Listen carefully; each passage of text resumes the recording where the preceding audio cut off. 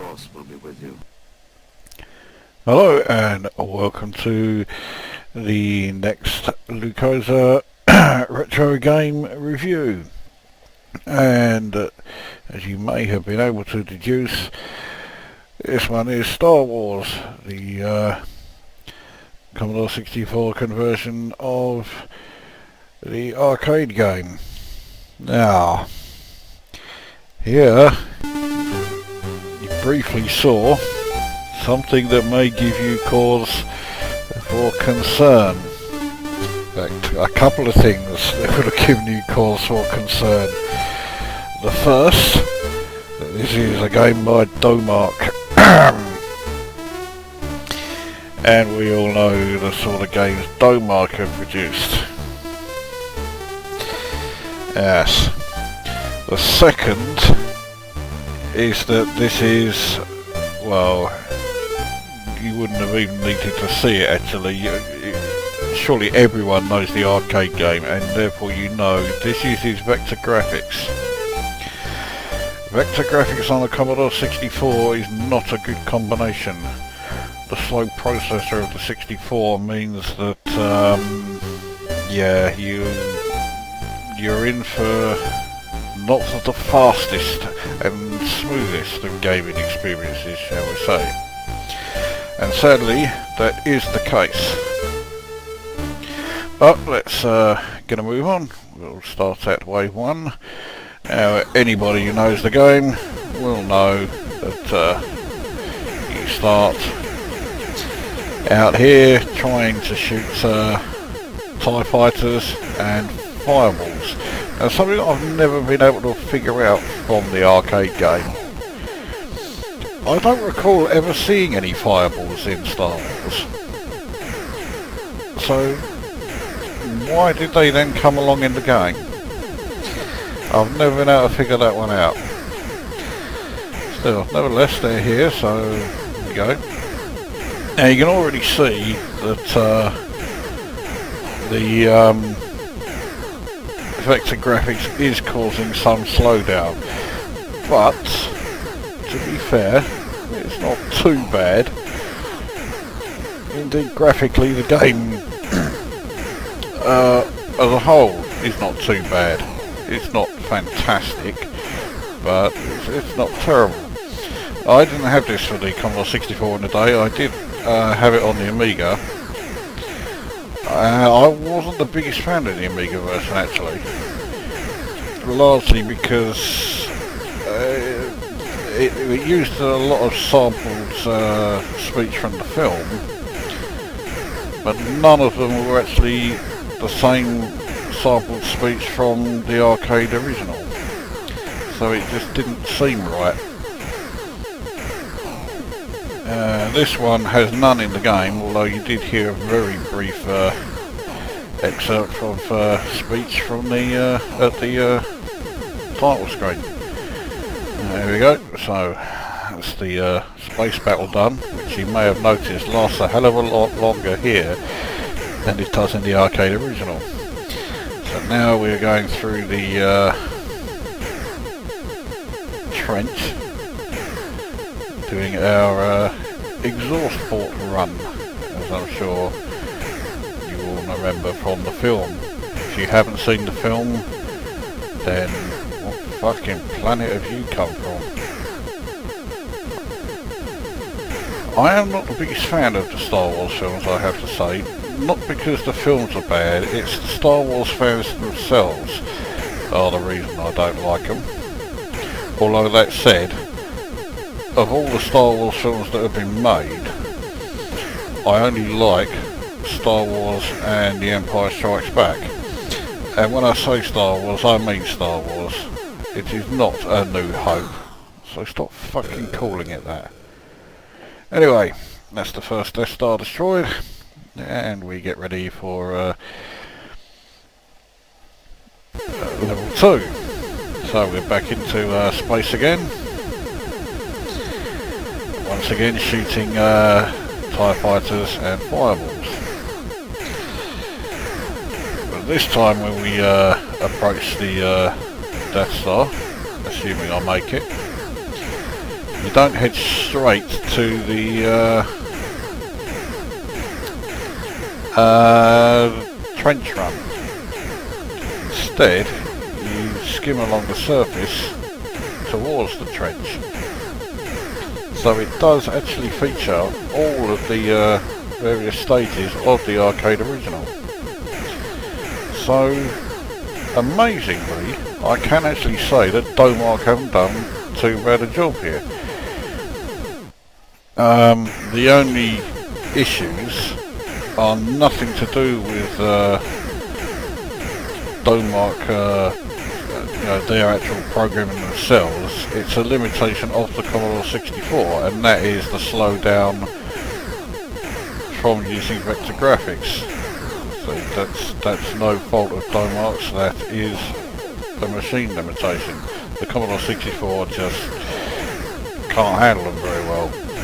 If you've ever played the Commodore 64 version of Elite, you'll know exactly what that's like. The Commodore 64 version of Elite is forever slowing down horrendously and borders on unplayable sometimes. Anyway, here we go. So now we're on the surface of, we're flying along the surface of the Death Star, and as well as shooting, and I'm really not doing too good here. As well as shooting and avoiding fireballs, we also shoot these like fireball launcher things.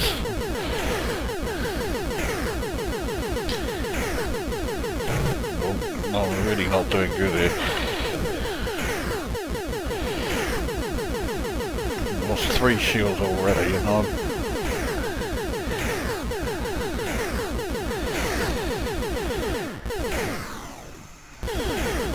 a lot of the time when I used to play Star Wars arcade game, I never used to really bother going after the fireballs and trying to shoot them. I'd just keep flying past them like I was doing there. And the same with the trench run. A lot of the time I didn't really bother doing this. I just kept avoiding everything, flying around it. And if the sound of the the firing is getting on your tits like it is with me a little bit, then it's not a bad tactic to use.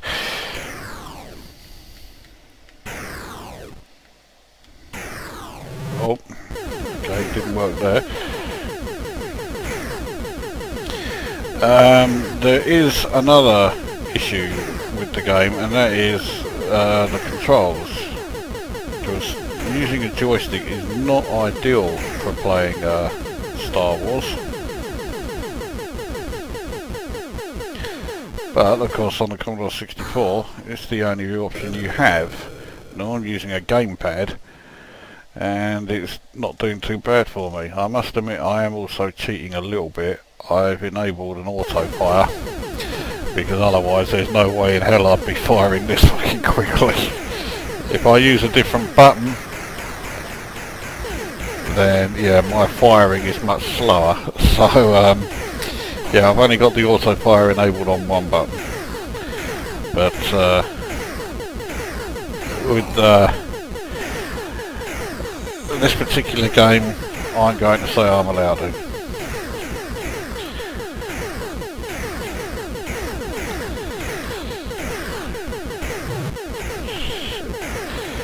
Down to 4 shields.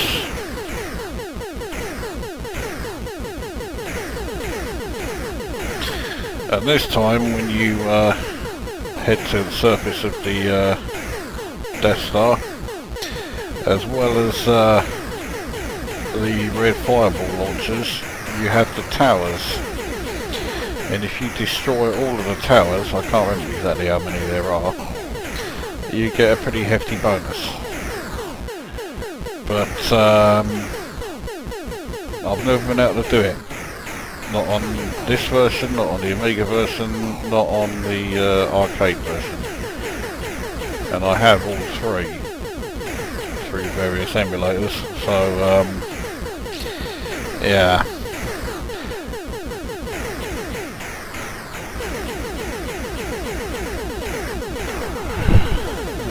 Okay, right, so we're now heading towards the star again, and here we go.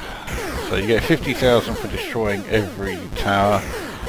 That's 50,000 on top of the bonus you get for destroying, the tower. But as you can see, now with rather a lot of vector graphics going on, the game does start to really slow down.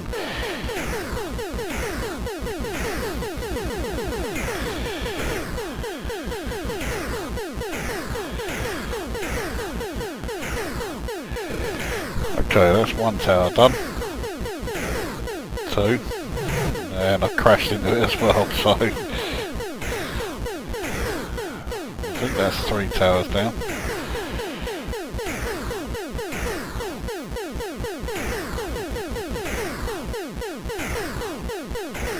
Oh, well, I'm down to only 2 shields now.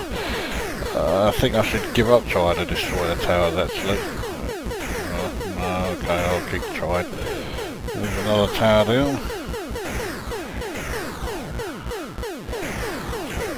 Fucking hell, it's getting so slow now. Okay, 1 shield left. I'm really not going to do too well here at all. And I've crashed into that, and that's me dead. So there we go. And that is Star Wars, the arcade conversion. So, how do I rate it? Well, by Domark standards, it's phenomenal, but then Domark standards are generally very low. It's not a bad conversion, all things considered. I mean, it does have its issues, as I've said several times already, and all of those issues are down to limitations of the Commodore 64 itself. The control system isn't ideal using a joystick, and of course the Commodore 64 can't handle vector graphics very well. And that's really where all these problems lie.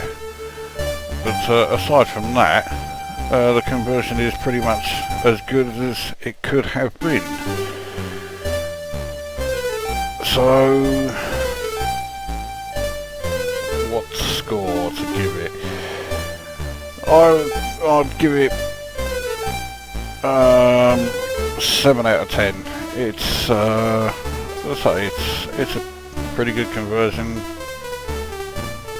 It's a conversion of an arcade game that really hasn't aged very well, so although compared to the Return of the Jedi game, it's aged phenomenally well.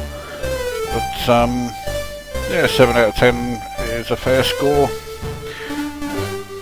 And if you were a fan of the arcade original, then fuck it, get it on main. So there you go. That's Star Wars, and that brings this video to an end. We shall see you at the next one.